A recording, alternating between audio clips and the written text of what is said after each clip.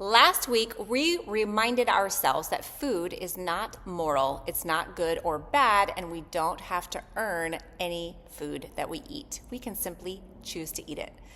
Today, we're talking about what healthy food actually is, because it's not good or bad. How do you determine which foods you should be eating or not?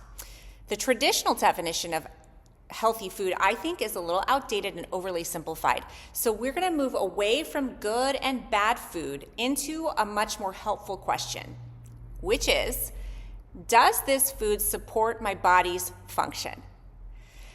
What is health? Okay? Health is not being thin. Health is not eating perfectly. Health is never having sugar. Those are not necessarily healthy things.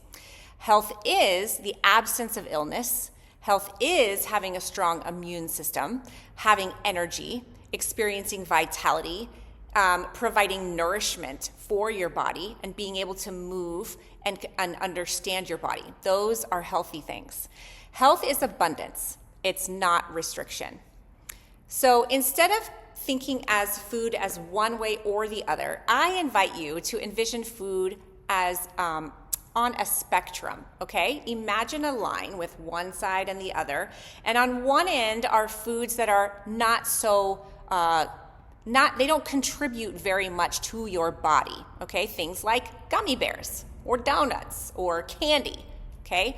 And on the other end, there are foods that supply nutrients to your cells, to your body.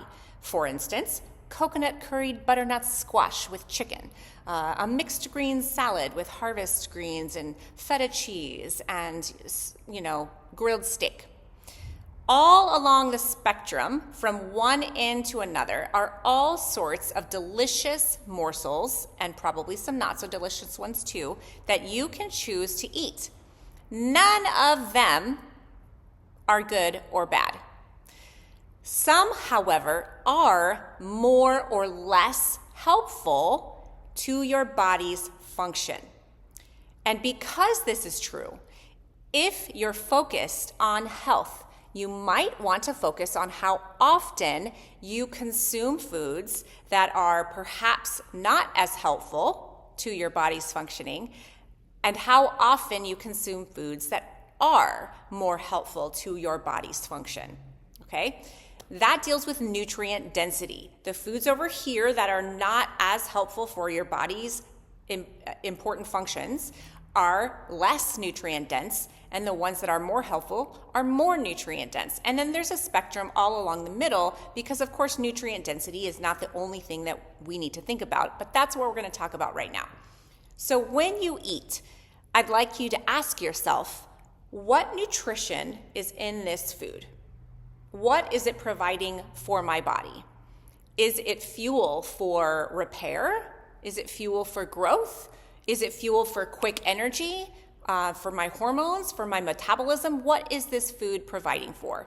Example, you could eat the same number of calories in donuts as you can in roasted turkey, but the turkey is going to be the one that is going to supply your muscles, your hormones, and your hair, your immune system.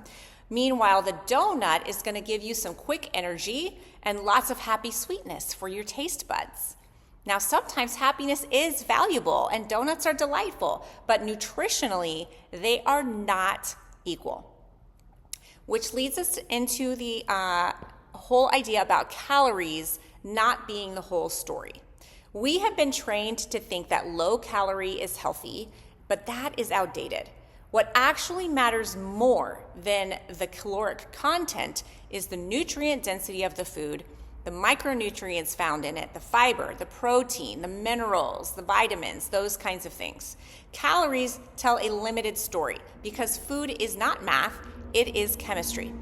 If you want to find a food that has more nutrient density, typically speaking, you can ask yourself these questions. Is it real food? Does it look like where it came from? How close is it to its natural form? Can you tell where its origins are? How easily will my body recognize this food? Okay? Your body knows how to use things like vegetables, meat, fruit, nuts, eggs, water, knows how to do what to do with those things. It usually struggles a little bit more with things that are made in factories that don't follow the same chemical makeup as natural food, okay? There's no shame here, but there is growing in awareness. We are not about perfection, we are about proportion.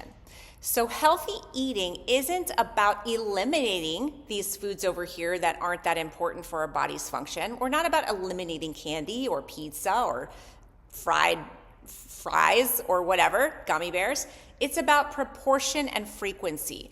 Eat real food, the stuff that's more nutrient dense most of the time, and enjoy the fun foods some of the time.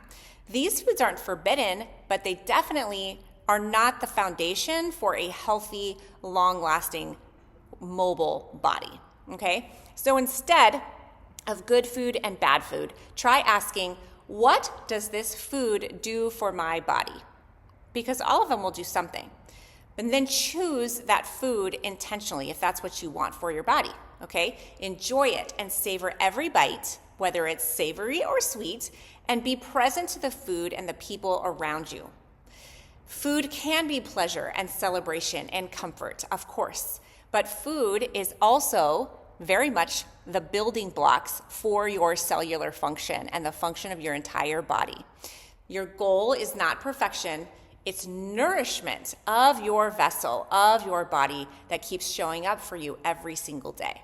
So if you want to eat healthier without restriction, subscribe, because we are dropping weekly videos that empower you with strength training, nutrition, and mindset so that you can continue to feel strong and confident and healthy from the inside out. See you next week.